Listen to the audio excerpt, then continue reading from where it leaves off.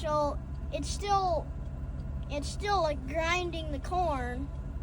So he needs to open that airway up so it's not breaking the kernel. And it's not taking all the kernels off either. So how would you fix that? Adjustments. So he's going to have to make some adjustments too. Yes. Okay. What is Grandpa using for corn seed this year? Seed Consultants. Okay. Corn. So when you plant corn, what are you wanting to try?